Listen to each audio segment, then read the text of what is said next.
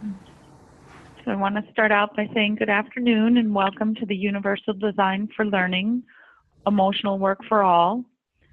This webinar is part of our 2017 Student Wellness Webinar Series. My name is Kate McKinnon and I'm the Project Coordinator in the Office of Student Wellness.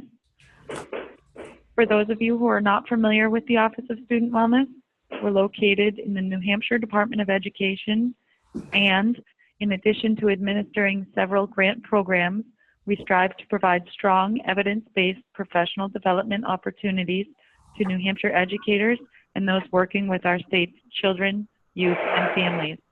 For more information about our office, please visit www.nhstudentwellness.org. Some logistics for this afternoon's webinar. We encourage you to mute your telephone line or microphone to limit background noise. If you'd like to voice your comment, please raise your hand, and that is in the bar at the top of your, well, it's at the top or the bottom of your webinar in the participant box. We also encourage you to open your chat box. You can find that feature by hovering your mouse along the bottom of your screen.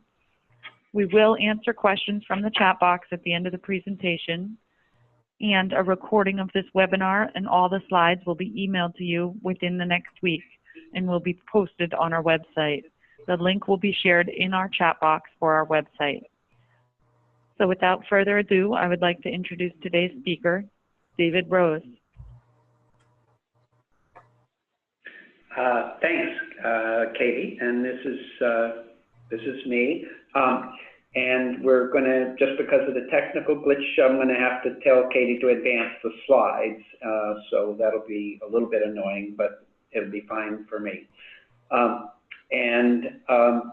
just want to say something about this topic, which I don't usually talk about, but I'm eager to do so. But it pushes me to really do two things. For some of the audience, the ideas of universal design for learning are probably new and unfamiliar.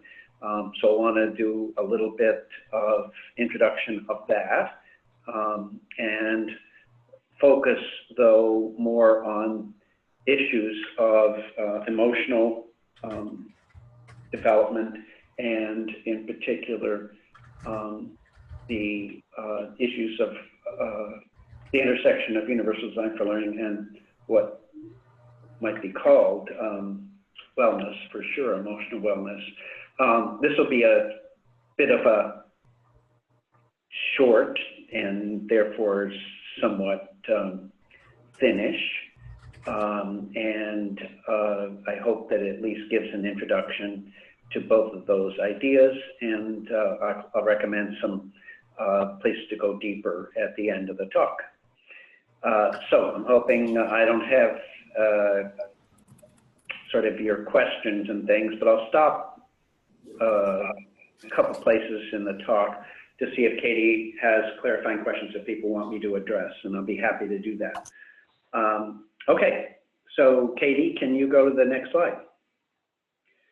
So this is a book, and I'm not touting it exactly, but Kirsten Olson's book, mainly to just give the title, Wounded by School. And I thought that would be a good place to begin for the topic we're on today. For student wellness, clearly, while there may be many issues going on for kids, what we definitely would want to do is to not further compound or start wellness problems. And so the idea that schools are wounding kids is something not new to us or to lots of people. But this book is one of quite a few that talk about the ways in which our present schooling does things that one would call wounding kids, making them more vulnerable, more have a more challenged wellness in their environment in general. So that's the least good outcome schools could do, is that it wounds our kids. Next slide. And the reason it intersects with UDL and emotional development is, I want to argue, and I'm only going to do it thinly here, that what teachers do primarily is, I think, well captured by Hollywood's movies. So here's some of the most popular movies about teaching, and you'll notice that none of them are about the best way to do long division or how to get the square root of something. They're really all emotional films. They're about the teacher's role as the emotional center of the classroom, the emotional leader of the classroom. And that's where the power of teaching really comes. And I, for the most extent, think that Hollywood sort of gets it right, that teaching is, in fact, next slide, teaching is emotional work. And I want to use the sort of a little background in the way the brain works to maybe make that a stronger case. So in UDL, and in other people do this too, we think of three great areas of the brain. The first is highlighted here in purple. It's the back part of the brain. And the back part of the brain allows you to identify and interpret patterns in the world. All the information, the sensory, perceptual stuff that comes into you, your nervous system gets analyzed in this posterior part of the brain. It's a very simple organizing thing. If it's you recognizing things in the outside world, taste, touch, vision, hearing, all of that happens in the back of your nervous system. It's actually fairly simply organized. So that's one whole thing your nervous system does, in this case, cortex, the part that most differentiates us. Next slide.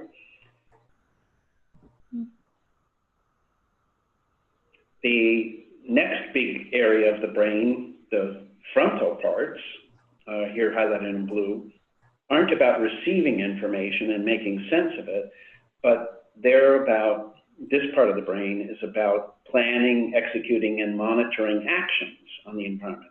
The ability to move, to do skills, and even to plan and be strategic.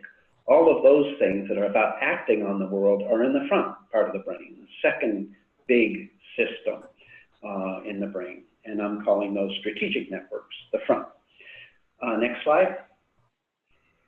At the middle of the brain are the parts that people would call the emotional parts of the brain, or some would. They're the parts that evaluate and set priorities for what you attend to and act on. So they're not about receiving information per se, they're not about acting per se, they're about making decisions about what's important to attend to and to act on. What are of all the things you could do right now, what are the important things to do? And we experience this part of the brain evaluation system as emotion. That is, we feel bad when, in fact, our priorities are not being met, for example. We feel fear, we feel anxiety, we feel pain. All of those things are things that set the priorities for us. And the middle part of your brain is what does that. The key thing for me, just to talk about this at the beginning, is to note that it is the center of cortex, it's the center of any part of your brain, is these parts that are the affective parts of our brain. The why should I pay attention? Why should I learn this? Why should I do this? That kind of biasing and prioritizing, and the experience of emotion happens at the very center of the brain. I think that's a great analog for the way to think about it. Emotions are at the center of learning, attention, all of those things, memory, all of those, and they're right in the center of the brain. Next slide. And as Hollywood catches it, I think, correctly, teaching really is emotional work. The things that teachers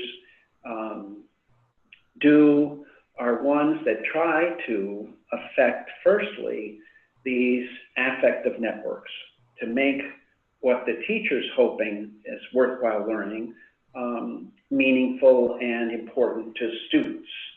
And that's emotional work. It's changing and manipulating and guiding the environment so that the right things are important.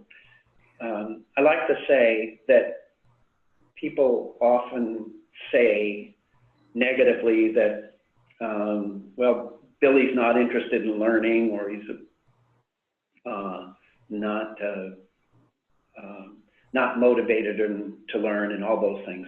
Actually, it's just impossible. The brain is extremely motivated to learn. And in fact, it's almost impossible to stop the brain from learning. You learn when you sleep, you learn when you're awake, you learn when you're daydreaming. The brain is learning all of the time.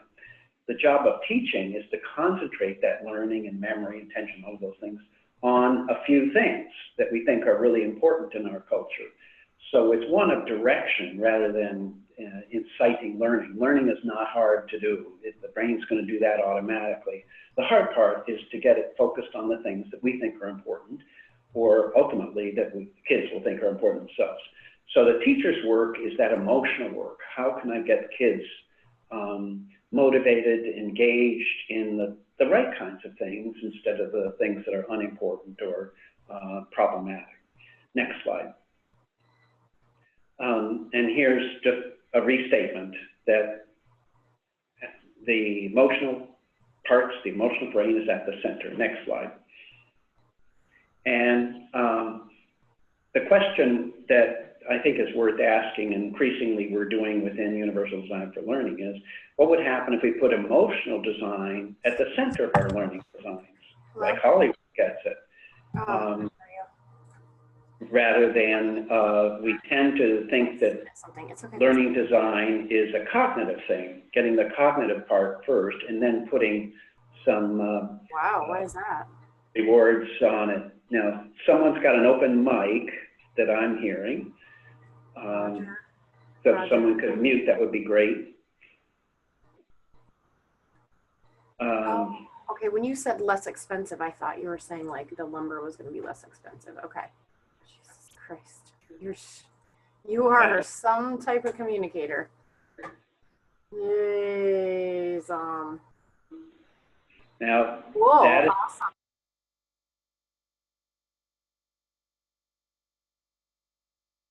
Awesome. Cool. Well, that'd be easier too, because that's just like, So, look, I mean, that's just like Canvas. You have to pay for it. right? Is that what it means? Mhm.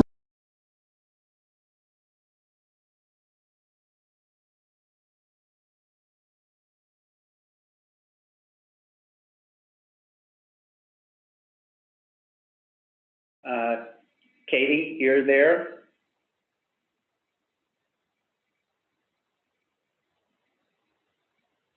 Okay, I think that transaction is over. Thanks. I was just saying, in education, we often act as if cognition is the hard part to design for, and I want to argue that the hard part and the important part is design emotionally first. Okay, Katie, next slide.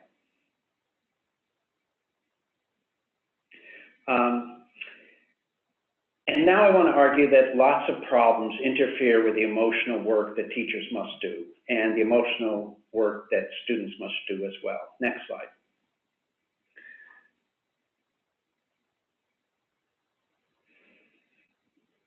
So I want to reframe the issue of, well, how different are our students? Because I want to argue that, in fact, the reason that schools wound a lot of kids is that they have an inaccurate view of students, and particularly student variability. And often schools still view variability among students in the way of this diagram.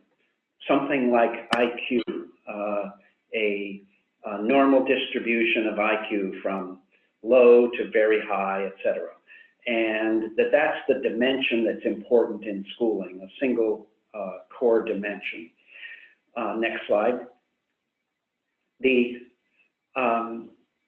neurosciences have had major revolution in the last couple decades that focuses on how the brain really works, in particular when it's learning. And that work is now described as working on the connectome, because the most important thing about the nervous system is not how big it is or how many cells it has or things like that, which is like IQ, sort of how much of it is there, but in fact, the way that it is connected, and that each of us have our own, what's called a connectome, the particular pattern of the way in which our brains are connected. So this is one connectome, and our new imaging devices allow us to see how our individual brains and brains of all humans as well connected. And it's an analog to the word genome. The genome is the special thing that's you, and your connectome is the special thing that's your consciousness, that's your learning mechanism. So we all have slightly different connectomes, as we'll see on the next slide. This is just an example of 4 different connectomes, normal connectomes. These are just people who have different ways of having their brains connected, but they're variable. They look different. Next slide. Here's another part of the brain, just looking at how is it connected, and you can see these look quite different. The white matter between several parts of the brain can look really kind of very significantly different between individuals. That connectome is different. Next slide. And it can be different because of genetics, that you inherit some things that drive the way the connectome looks, but you also can change your connectome by learning. So here's the difference between an expert golfer and a beginning golfer. It's not the same kind of imagery, I apologize, but you can see that in fact the same areas of the brain look different. I'm sorry, the brain looks different in several areas between an expert golfer and a beginning golfer. There, in fact, brain has been shaped by experience to be an expert golfer brain, and it looks different. Its connectome is now different than a beginning golfer. So we are all different, both by genes and by experience in the kind of connectome we bring to any new experience. Next slide. So just want to talk about, instead of IQ as a single spectrum, that in fact there's lots of them around which we are different. And one is, well, how much connectivity is there in any part of the brain? And that's a dimension that goes from hypoconnectivity, which means less connectivity, to hyperconnectivity, which means a lot of connectivity. How connected are the neurons in whatever part of the brain you're looking at? So that's a spectrum. So I want to just illustrate that with a dog and pony story that I've told 1,000,000 times, and I apologize. I noticed there's some people here that have heard me talk before. So if you can hold on for 2 minutes while I do this, that'd be great. So next slide. I often talk about the difference between my wife and I. We have different connectomes. Next slide. And Ruth's connectome allows her to have perfect pitch.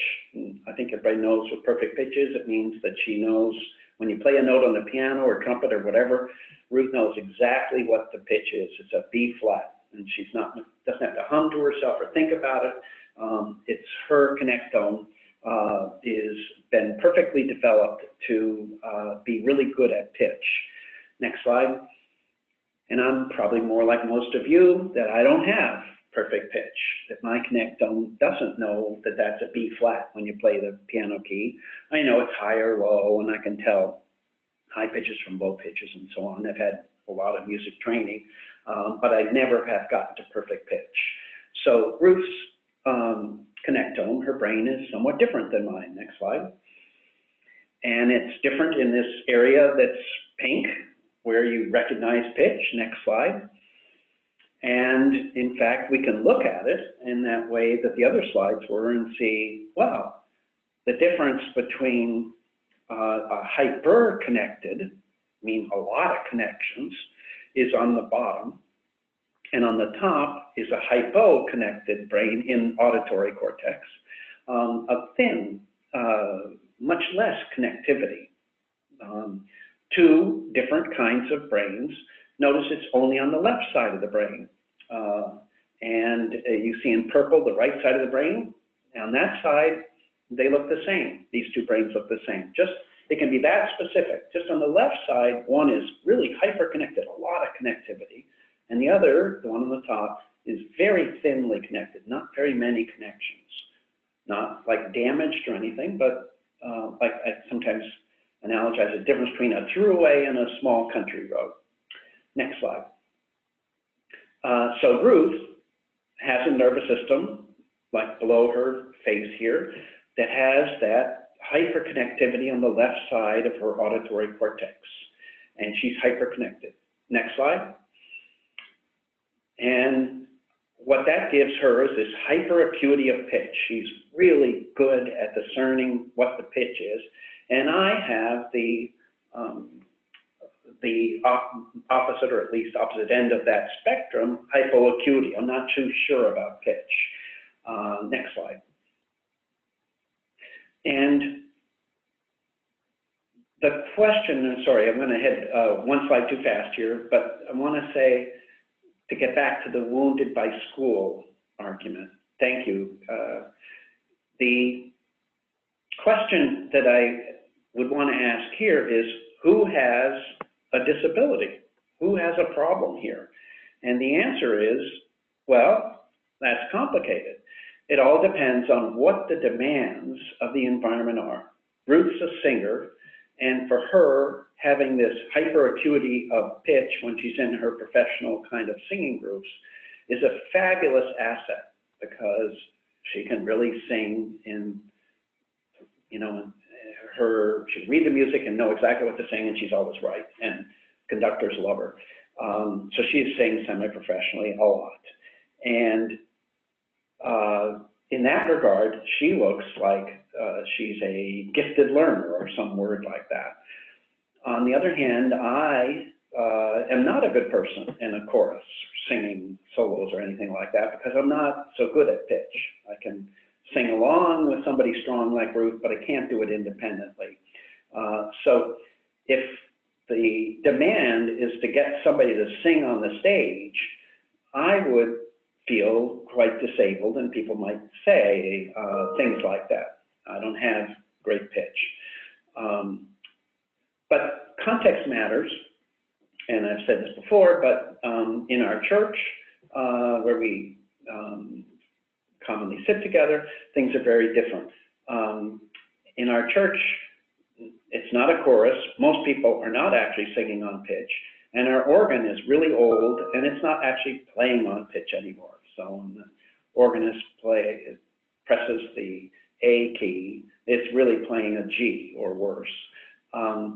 So the question then is, what does Ruth sing? She can see exactly what the note is in the hymn book. She knows it's supposed to be an A, and nobody in the whole congregation is singing an A. They're all singing something much nearer to a G or even worse. So Ruth has a hard time singing in our congregation. So in that circumstance, people in our church think of me as the better singer, because I'm fine. I sing loud and I'm happy and everything, and I'm singing along with everybody else. I have what's called relative pitch, and it's better to have relative pitch in most circumstances, actually, because you don't fret about the pitch too much. But so in our church, Ruth has a hard time singing, so she looks disabled. On the concert stage, I have a hard time singing. Ruth looks gifted and fabulous. So disability often feels like that, where context, the demands are key in determining who has a disability. But what underlies it is this variability in our connectomes. Ruth's connectome is really well designed for someone who wants to sing professionally on pitch. My connectome is really well designed for people who want to sing relatively with an audience that's not perfect, which is most of the world. So people with Ruth's configuration often call it their disability, because they don't enjoy lots of music because it's not perfectly in tune, it's not on pitch. They hate rock stars who can't sing very well, and so on. Whereas I'm fine. I don't even know whether they're on pitch, so I'm happy. So that's what disability looks like. Next slide. Just to finish this theme out, children with autism, turn out, new studies have shown they're hyper-connected. Large parts of their brain feel like Ruth's auditory cortex, rich, deep connections. And that's not what people expected for a long time. People were thinking that children with autism had, damage, that there was something really ghastly wrong with their brains. But this new view is really a change on that. It says, well, it's a different kind of connectome. It's hyper-connected, which means that indeed, and I hope you won't be surprised by this, people with autism are often people who have perfect pitch. They often could be the best singer in their school, if only the school would let them be in the chorus instead of in remedial behavioral programs all the time. The individuals with autism have things that their brain does really well. Pitch is only one example, but they're terrific at perceiving a whole lot of things better than we are. Those of us that don't have autism. And they have difficulties that we don't have. Difficulties of generalization. It's hard for them to understand metaphors and similar things like that because their pitch, unquote, is so perfect that this kind of ambiguity is really hard for them. So typically developing children are just the other side of that spectrum. Next slide. Next slide, that one says the same thing. So let me take reading for a minute. Children with autism are often, not all the time, but hyperlexic rather than dyslexic, which is to say they have some difficulties with reading, but it's the exact opposite kind, because their decoding, their ability to recognize the patterns of sound symbol correspondence is actually something they're really often very good at. The very first clinical case I ever saw was a hyperlexic kid who people couldn't understand. He had been the best speller in the whole city of Boston when he was in first and second grade. But then he had difficulty when he hit fourth grade with comprehension. And everybody thought, well, if you're a perfect decoder, if you're the best decoder in the city, how can you not comprehend? But it's because they're very different things. And the kind of connectome that kid had made it so it's very easy to pick up the sound symbol correspondences that we call decoding. Coding is very strong, but comprehension is weak because it's a different system. Next slide. Dyslexics are on that same spectrum of reading, but they're in many ways just at the opposite end of the spectrum. They have weak decoding, but strong comprehension. So if you say it another way, that is, don't put it into text, individuals with dyslexia can understand the language, the content of the language very well. But if you put it into text where they have to decode it, then it's really a problem for them. So we call that dyslexia. And next slide. Here's putting the reading spectrum up. So it goes from hyperlexia, kids who are more on the autism spectrum have the ability to decode text as a real strength, whereas the other end of the spectrum is kids who have real difficulty in the decoding parts of reading, alexia being the most extreme form where it's just really impossible, dyslexia somewhere along the line. But this is a spectrum around which kids are going to be different. That is, some people are very hyperlexic, some people are very dyslexic or alexic, and a lot of people are sort of in the middle but tending toward one or the other. It's a spectrum, just like we considered autism spectrum, that individuals are very different. So a person who's hyperlexia has some problems in school and not others. Same with kids with dyslexia, some, not others. Next slide.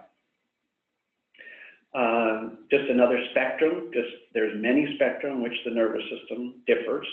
One is whether you are attracted to novelty, new things, sensations. You want to be around a lot of people who are talking or ride in a Ferris wheel or roller coaster, things like that, you're sensation seeking.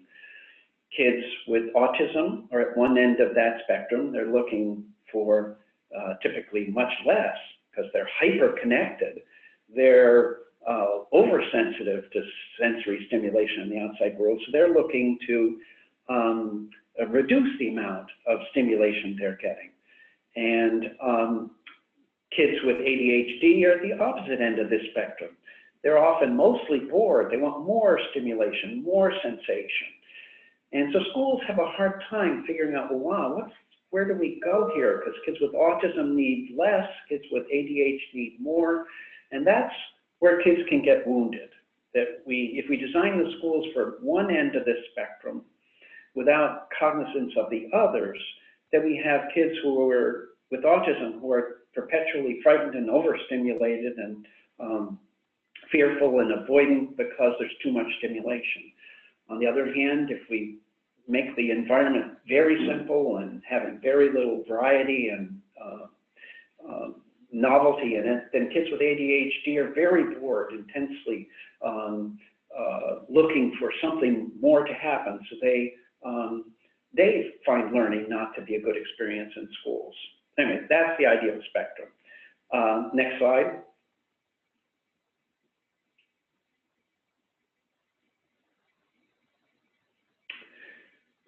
This is a cartoon you've probably seen many times, and the trouble is that schools, because we have lots of kids and only one teacher and so on, often has to treat kids as if they're all the same. So fairness is considered to give everybody the same exact thing. But in fact, that doesn't work. It's not fair that some kids on any of these spectra will find things much more difficult than kids at the other end of the spectrum. And it's not intelligence is the key thing. It's these various spectra around which we differ.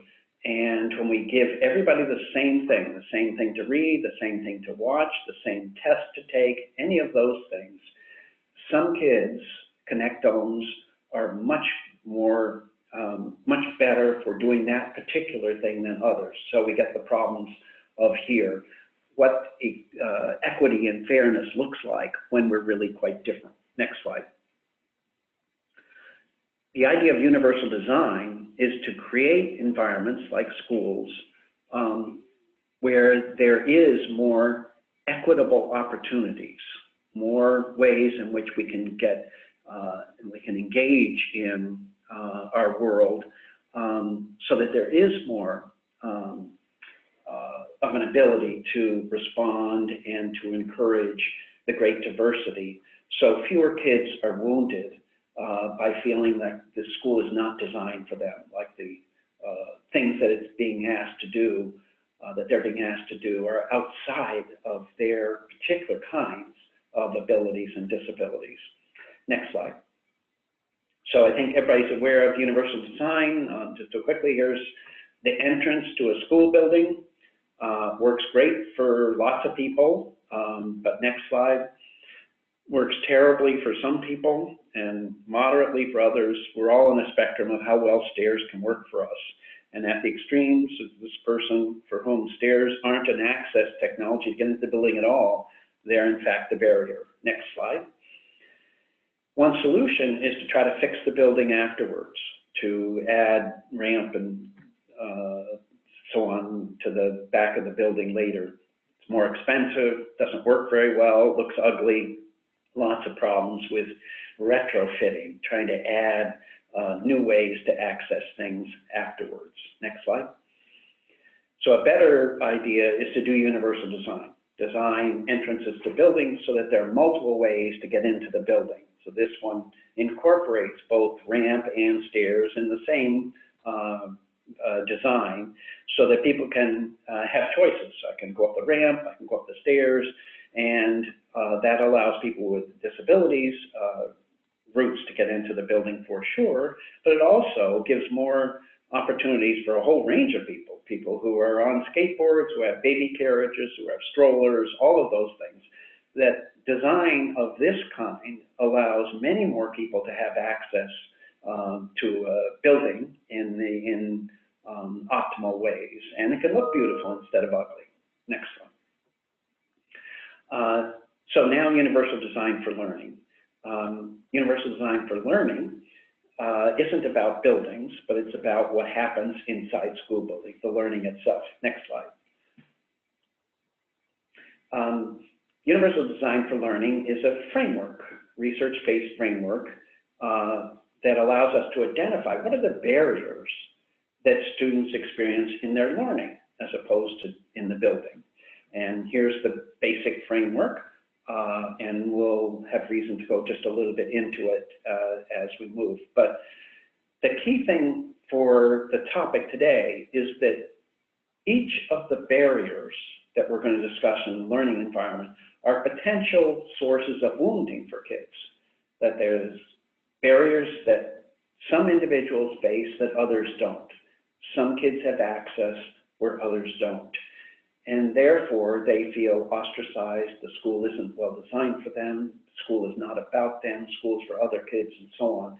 And kids, the main problem is kids can't distinguish what the sources of that are, often feel that they become bad learners, that they're people who are shameful about their abilities and disabilities.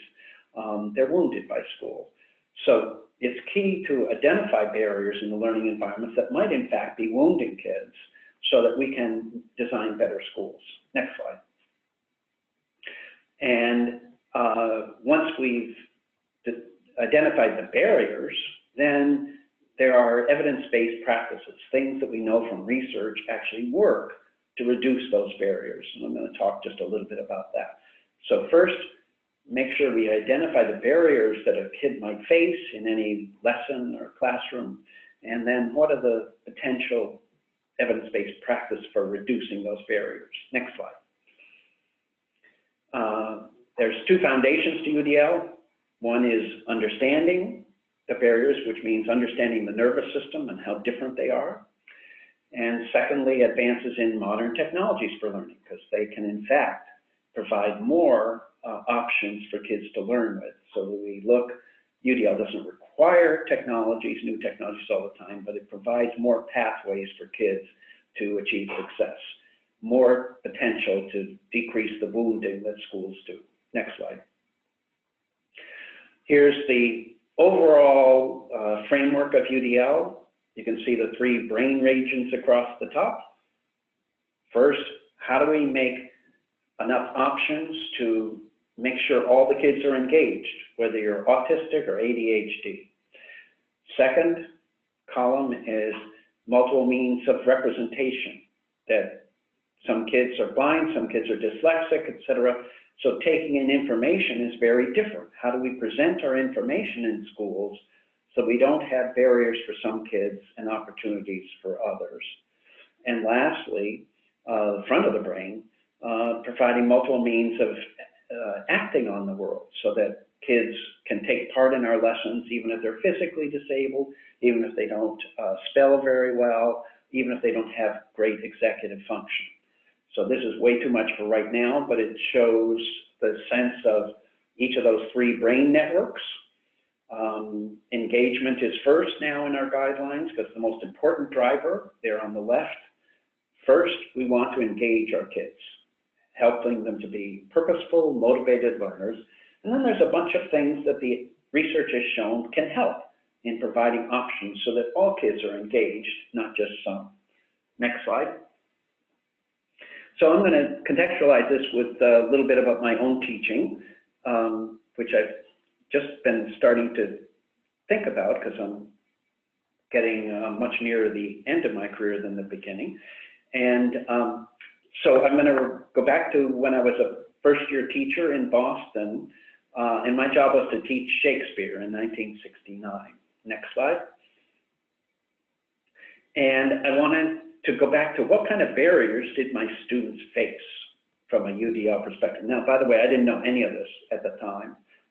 I knew that my kids were going to have trouble because I had asked for and got the lowest track students in the high school in Boston. So all of my kids were failing kids. And now, I didn't know to say this then, now I would say all my kids had been wounded by school in various ways. So they were acting out, they were troublesome, they were in gangs, they were truant, all of them were boys, and all of them had repeated failure in school. So my job was to teach Shakespeare, that is, it was on the curriculum, and I faced a lot of barriers. So let me talk to you about what those are. Next slide. One was how Shakespeare is represented. And you can see on the left, here's the guidelines, and at the bottom you see options for perception. I could have had kids who were blind, for example, who had low vision. I didn't have any that I knew of. Maybe they were there. It could have been. But what some of the kids would have faced in any normal school, perceptual barriers. I just can't see the text you're giving me in Shakespeare. Second, go up a little bit, provide options for language. That for some kids I had were non-English native speakers. Some kids were kids who couldn't decode. In fact, a lot of my kids were not decoding kids. They were reading at a first and second grade level. So that was a huge barrier to give them a textbook with Shakespearean play in it. They couldn't decode the words. They didn't have the Elizabethan language. There was a lot of language barriers that prevented them from getting to Shakespeare. And at the top of this, comprehension. There were barriers in comprehension. They didn't understand a whole lot of things about what Elizabethan England was like. They didn't have background knowledge about a lot of the words and stuff that were in the text. So there are many barriers like that. Next slide. There were also barriers for action and expression. My kids were poor spellers and poor writers. I don't think I had any kids with a physical disability, but I had a lot of kids who had executive function difficulties. They were not good planners, not good strategies, partly because they'd given up on school. They weren't motivated to be strategic and planful. They were just coasting a lot, just trying to avoid trouble and get out of school rather than invest in it. So lots of barriers on the times when I would ask them to write about Shakespeare, for example. A lot of my kids couldn't really write very well at all, couldn't write at all. A lot of kids couldn't organize an essay, so on. Lots of trouble in communicating back to me what they'd learned about Shakespeare. They needed options for action and expression. Next slide.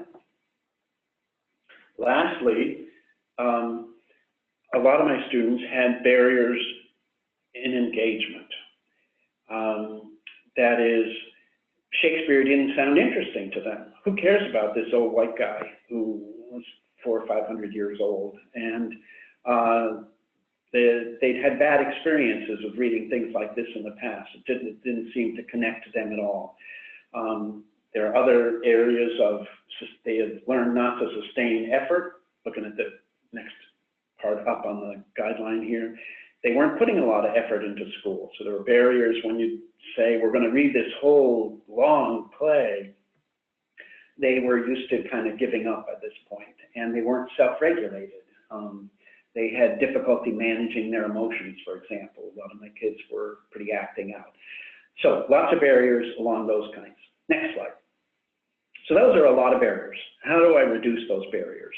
In 1968, let me say a couple things about that, and then I want to talk about what we do now. Next slide. So one thing is I could not teach Shakespeare. We could just decide Shakespeare's too hard and give it up. And in fact, a lot of the teachers in my building said that, you know, just don't bother. But it was in the required curriculum. And moreover, I loved Shakespeare. I thought it was great. And I thought my kids would actually like the ideas and the language of Shakespeare if I could only get a different way of doing it. So, but one option is to not do Shakespeare. Next slide.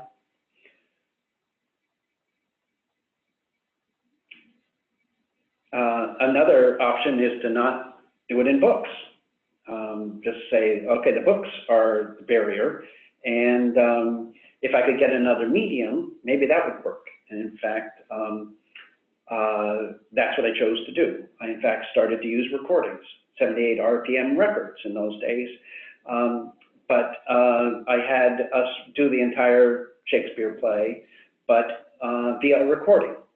And we never read independently because my students couldn't do that. And I didn't assign it for homework. We always did it in class. And we were hearing the Royal Shakespeare Company act out Shakespeare. I have to say later, I've realized that, of course, Shakespeare was meant to be done in a play format. He didn't write it to be read. He wrote it to be acted out. So that was a much closer to the real Shakespeare, was to have actors act it out. Next slide. Another option that I had was I could have taught them to read. There are many good remedial programs that lots of people on the phone are probably familiar with. I could have said, you need to do some Orton Gillingham, a couple of years work to learn how to decode. So that's an option. And I didn't have time for that option. That is, I had the 1 year, and a lot of the options for teaching them to learn to read were way longer than I would have. So that was a problematic option. Next slide. The main thing is that all of these options have side effects, and I've become really focused on side effects, and it's part of the mental wellness issues that are here, that there are mental wellness side effects of any of these solutions. So I want to talk about those. Next slide. One thing, never teaching them Shakespeare has its own side effects. It lowers the ceiling on what my kids could learn, says that you're not going to be part of our culture in lots of ways. You're never going to get the metaphors that people talk about. You're never going to get the illusions, etc. You're not going to be part of a literate culture.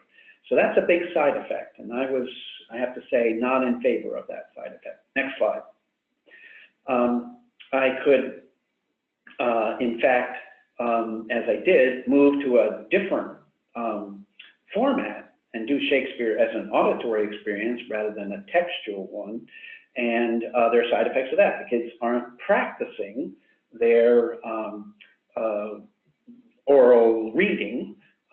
They're practicing language and other things, but they're not actually, during the lesson, practicing decoding. And some people would say, well, that's a loss. Okay, next slide.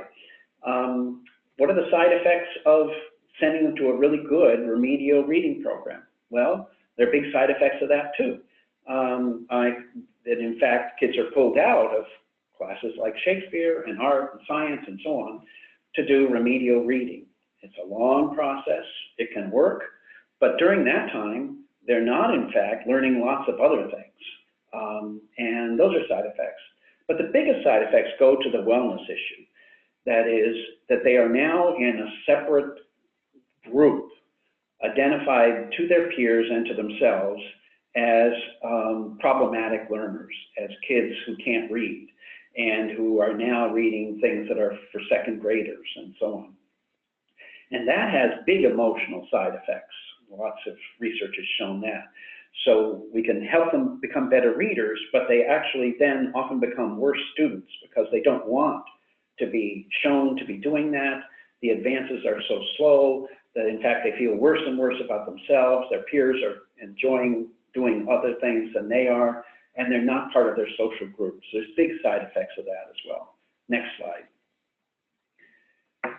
New technologies provide options, and UDL tries to take advantage of those options. And I'm going to go quick here. Next slide. We can get Shakespeare not on a 78 RPM record, but we get Shakespeare now, all of Shakespeare on tablets and computers and all kinds of things. And that has real big advantages for some of the problems my kids were having. Next slide. How do I make access to Shakespeare? There are all kinds of things like this, which are not good. That is, making Shakespeare, dumbing it down to something you can do as text messages or something, just the barest minimum. But Shakespeare isn't about the plot. Shakespeare is about the language itself. It's about the wonderful ways in which Shakespeare wrote. That's what getting access to Shakespeare is, not just the plot. So this doesn't do it. Next slide. Another way, which I then ended up later doing, was there's great movies, which are actually like Shakespeare's audience saw it, seeing the play itself. So now we have access. This is a wonderful production of Romeo and Juliet, the very play I was teaching, but it's accessible to a different group. You have to have vision, and you have to understand language and sort of things like that, but you don't have to decode. So that's another option. Next slide. Another option is that all of the works of Shakespeare are now online, free. You can just get them. And what that does is it allows you to take advantage of the digital environment, Next slide.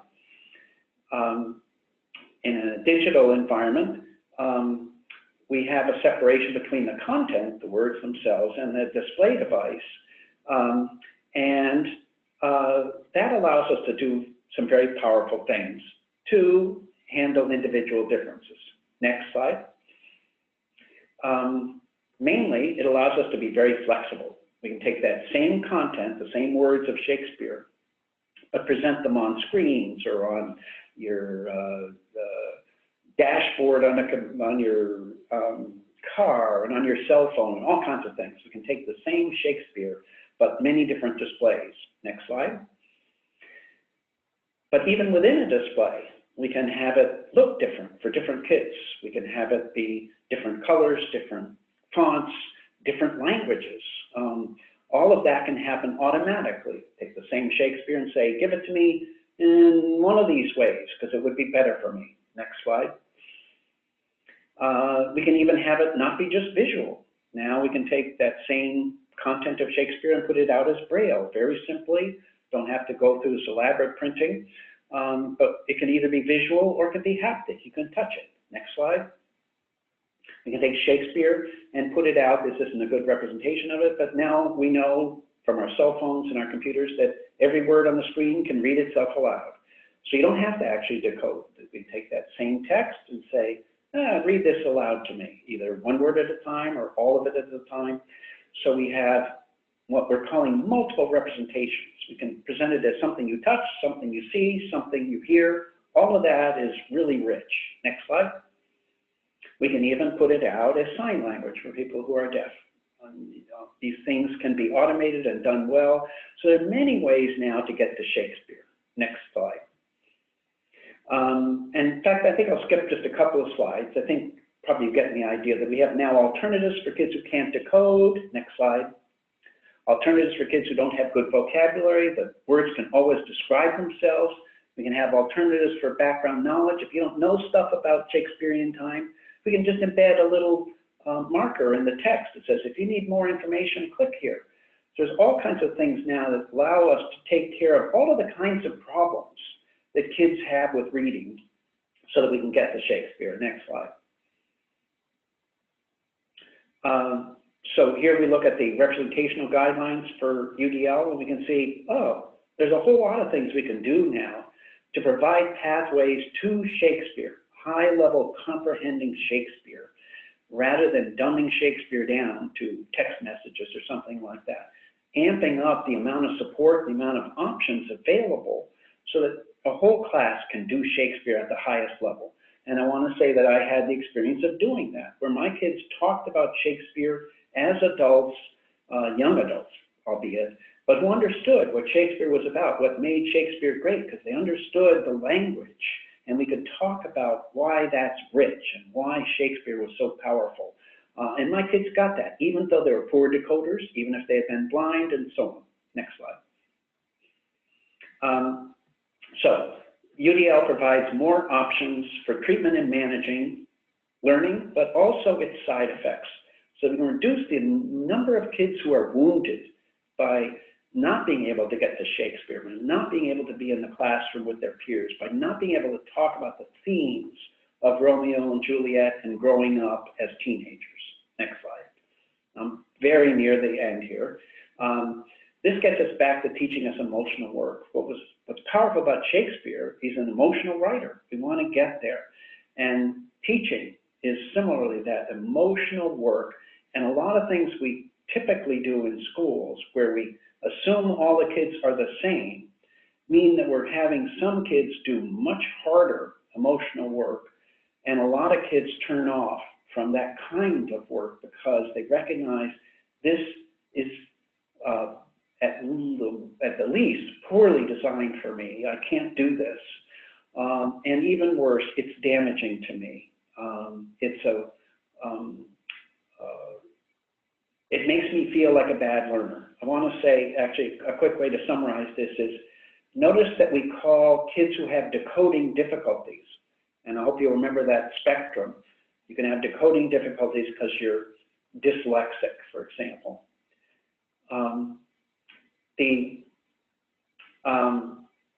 Oh, I lost my place when I was going to say, they'll come back. Let me go to the next slide. I'm rushing here to get to the end. Universal Design for Learning is saying we got to provide more tools for the kids and for their teachers. More tools to do the emotional work that teaching requires for every student. If we can get the emotions right, we'll get the teaching right.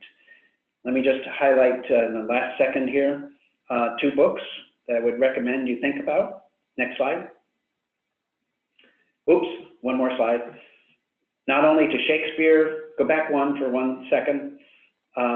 It's not just to get to Shakespeare and reading, but to get to art, to get to music, to get to dance, and so on. All of these things can be universally designed for learning. Making sure the kids are doing a lot of different kinds of learning is key to universal design for learning. Not everything should be done in reading and textbooks and writing. And finally, last slide, to learn more about the emotional stuff that I had to skate over a bit, I want to recommend 2 books. The Body Keeps the Score, which is by Bessel van der Kolk, as you see here, which is about how do you teach kids who have been traumatized, and it goes deeply into the neuroscience of trauma and emotions to talk about what are the ways in which we can overcome the fact, and his argument is that the body keeps the score. All of those wounds that kids have experienced when things were bad for them, when they were humiliated, the body remembers. That means, of course, that center of the brain remembers. It keeps score. This didn't work for me. I've been wounded. So this book is about the body keeps the score and how do you manage that. And lastly, the book on the right, How Emotions Are Made, is a brand new book. You might have even heard about it. It's been very hot on the press in the last month. It's really a major rethinking of emotions and emotional development in the way in which they act on the way the brain acts on its emotions. And it's upsetting the apple cart in the way people think about emotions, and very much in line with the kinds of things I've been talking about. And it's largely arguing that emotions are things you learn rather than things you're given by birth. And kids are learning to be traumatized, learning to be fearful, all of those things. And we need to teach in ways that overcome the kinds of learning emotionally bad things. That was a terrible way to say that. Anyway, the 2 books I would recommend. So Katie, I'm at the end of my time, and let me see if you want me to do anything else. Sure. So I just wanted to say thank you all for joining us, and in the coming week you will receive a follow-up email with additional information about this presentation. In the meantime, we encourage you to join us on Monday, June 12th at Southern New Hampshire University for an evening with Dr. David Rose. During the event, you'll be able to hear more from Dr. Rose about UDL and its potential implications for the future of New Hampshire public education, as well as representatives from the Department of Ed and other New Hampshire school districts about what's happening in New Hampshire right now. We did not have any questions in the chat box, and hopefully some of you will be able to make it to the event on June 12th. And I just wanted to extend a thank you to Dr. David Rose and everybody for joining us today. And thank you, Katie, for hosting me. Thanks.